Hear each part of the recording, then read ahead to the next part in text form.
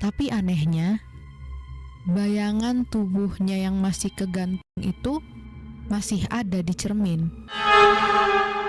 Kamu yang anak kosan, angkat tangan. Sini, kumpul. Jadi ini ada cerita dari seorang perempuan namanya Maya. Maya ini baru pindah kosan ke kosan sederhana di kosan Bu Ratna, di kamar nomor 5. Di dalam kamar nomor 5 ini ada satu barang yang gak pernah dipindah. Cermin gede yang ada di dinding, bekas penghuni lamanya. Maya ini sempat pengen ngelepas katanya. Tapi Ibu Ratna bilang, cermin itu udah lama di situ, udah biarin aja, jangan dipindah sama jangan ditutup ya, gitu katanya. Awalnya Maya ini nggak ambil pusing, jadi ya udah dibiarin aja sama dia. Tapi setiap malam rasa takutnya itu makin kuat katanya. Karena setiap jam 2 pagi, cermin itu seolah kayak hidup. Suatu malam Maya ini ngeliat bayangan dirinya sendiri itu berdiri lebih dulu di cermin. Kayak beberapa detik lebih cepat dari aslinya. Karena Maya ini gak mau overthinking, jadi besoknya Maya cobalah buat nutup cermin itu pakai kain. Karena dia mikirnya ya biar gak mikir macem-macem deh gitu, biar gak ngeliat halusinasi juga gitu. Akhirnya ditutup lah sama Maya. Tapi pas dini hari katanya kain itu tuh jatuh sendiri, jadi lepas sendiri gitu loh dari cerminnya. Terus Maya ini dengar dari balik cermin, dia dengar suara kayak ada orang ngegaruk gitu loh, kayak krek krek krek gitu dari balik cermin. Maya kebangun lah karena dia dengar suara garukan itu kan. Maya ngedeket lah ke arah cermin itu buat ngedengerin biar lebih jelas suara apa nih gitu kan. Pas dia ngedeket ke cermin, katanya bayangannya Maya di cermin ini gak ngikutin pergerakannya Maya.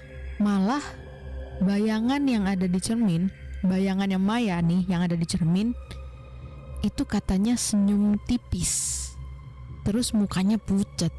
Besoknya Maya cobalah nanya ke tetangga kamar kosnya. Salah satu penghuni lama di kosan itu akhirnya cerita, cermin itu punya penghuni lama namanya Siska. Siska ini mahasiswi yang suka menyendiri. Katanya dia suka duduk berjam-jam di depan cermin itu, ngomong sendiri seakan-akan kayak ada yang nemenin. Suatu malam Siska ini ditemukan gandir di kamarnya. Tapi anehnya, bayangan tubuhnya yang masih kegantung itu masih ada di cermin.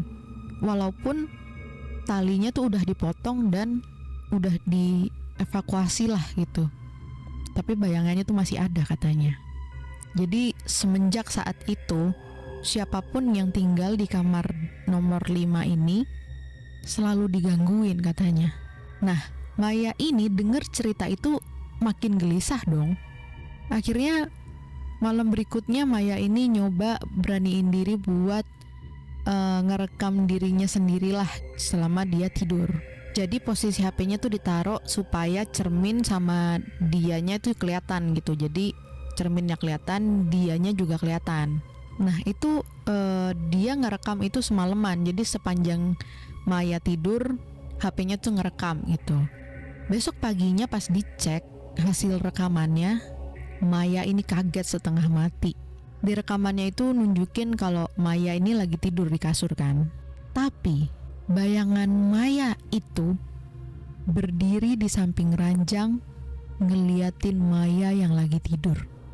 Dan katanya pas di jam 2:15, bayangan Maya ngedeket ke arah kamera sambil bisik-bisik pelan, "Kenapa kamu tidur di kamarku?"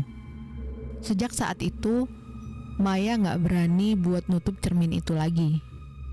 Karena dia tahu sosok yang menghuni cermin itu tuh arwah Siska yang gak pernah bener-bener pergi dari sana. Katanya sih Siska itu ngerasa kalau kamar itu masih kamarnya dia. Dan setiap ada penghuni baru yang tinggal di sana, Siska ini nganggep kalau penghuni itu cuman tamu yang ngeganggu ketenangannya.